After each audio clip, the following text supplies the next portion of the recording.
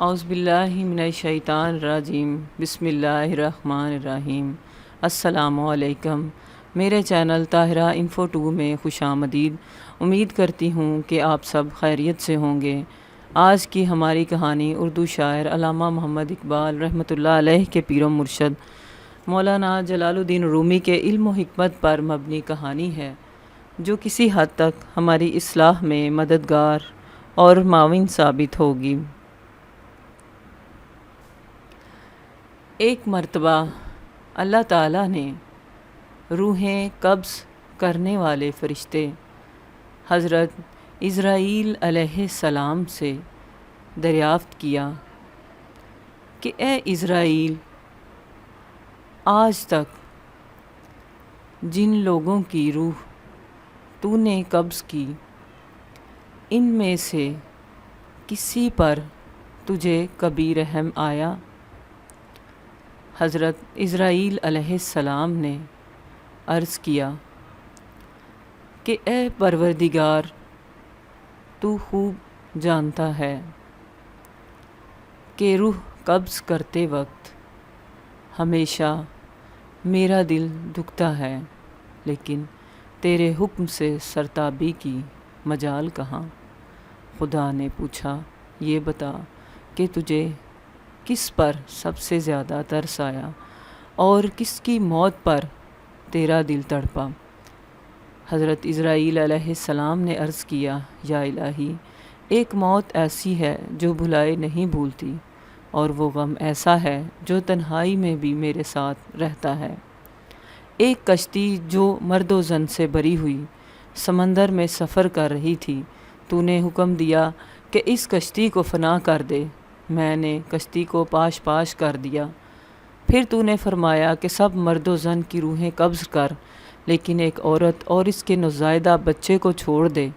میں نے اس حکم کی بھی تعمیل کی۔ سب کی جانیں قبض کر لیں۔ ایک بہتے ہوئے تختے پر ماں اور اس کا بچہ رہ گئے۔ سمندر کی لہریں اس تختے کو اپنے ساتھ لیے آگے بڑھتی رہیں اور تیز ہوا نے اسے آنن فانن سینکڑوں میل دور سمندر کے کنارے پر پہنچا دیا۔ میں اس ماں اور اس بچے کو کے بچ جانے سے بہت خوش ہوا، لیکن اسی آن حکم صادر ہوا کہ اے عزرائیل، جلد ماں کی روح قبض کر اور بچے کو اکیلا چھوڑ دے۔ اے باری تعالیٰ، تو خوب جانتا ہے کہ یہ حکم پا کر میرا کلیجہ کانپ گیا تھا، اور جب میں نے اس طفل شیر خوار کو اس کی ماں سے الگ کیا تو مجھے کس قدر تکلیف پہنچی تھی۔ اب اس واقعے پر ایک مدت بیت چکی، لیکن وہ بچہ برابر یاد آتا ہے۔ حق تعالیٰ نے حضرت عزرائیل علیہ السلام کی عرض سن کر فرمایا، کیا تو جانتا ہے کہ وہ بچہ اب کہاں اور کس حال میں ہے؟ تجھی کو علم ہے اے پروردگار۔ حضرت عزرائیل علیہ السلام نے عرض کیا، ارشاد ہوا، اے عزرائیل سن، جب تو نے ماں کی روح قبض کی اور بچے کو تنہا چھوڑ دیا تو ہم نے سمندر کی ایک موج کو حکم دیا کہ اس بچے کو احتیاط سے ایک ویران جزیرے میں ڈال دے۔ اس جزیرے میں ایک سرسبز اور گھنا جنگل تھا۔ یہاں صاف شفاف میٹھے پانی کے چشمے بہتے تھے اور بے شمار پھلدار درخت تھے۔ اس جزیرے پر ہم نے اپنے فضل و کرم سے محض اس بچے کی خاطر لاکھوں خوشنوا اور حسین پرندے بھیجے، جو ہر وقت چہچہاتے اور نئے سے نیا راگ الاپتے تھے۔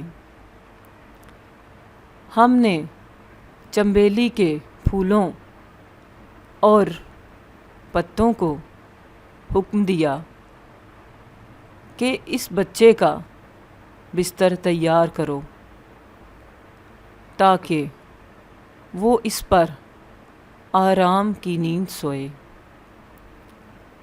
ہم نے اسے ہر خوف اور ہر خطرے سے محفوظ کر دیا۔ آفتاب کو حکم دیا کہ اس پر اتنی تیز دھوپ نہ ڈال۔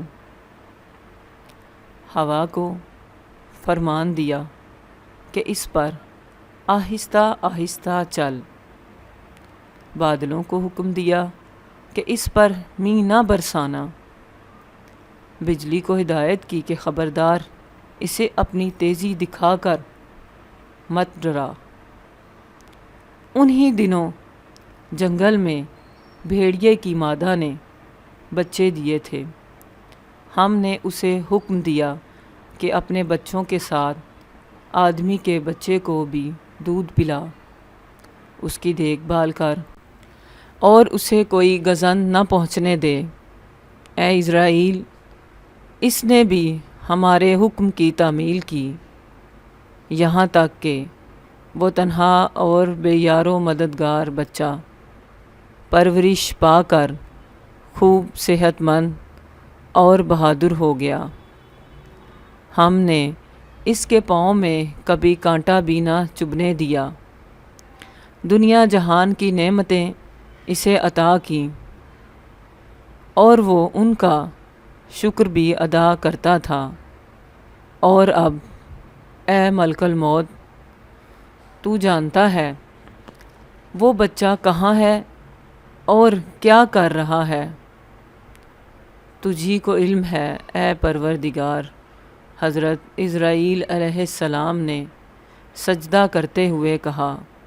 اللہ تعالیٰ نے فرمایا، وہ بچہ نمرود بن گیا اور اسی نے میرے خلیل حضرت ابراہیم علیہ السلام کو آگ کے الاؤ میں جھونکا ہے۔ اب وہ خدائی کا دعویٰ کر کے لوگوں کو میری راہ سے ہٹاتا ہے اور ان پر تشدد کرتا ہے۔ امید ہے کہ آپ نے اس کہانی سے بہت کچھ سیکھا ہوگا۔ مجھے کمنٹس ضرور کیجیے گا، میرے چینل کو لائک اور سبسکرائب بھی کیجیے گا۔ اللہ ہمیں اور ہماری اولاد کو اور ان کی نسلوں کو ایسا بنا دے کہ ہم اللہ کو پسند آ جائیں۔ اللہ تعالیٰ آپ کو ہزاروں برکتیں اور خوشیاں عطا کرے۔ مجھے اپنی دعاؤں میں یاد رکھیے گا۔ السلام علیکم۔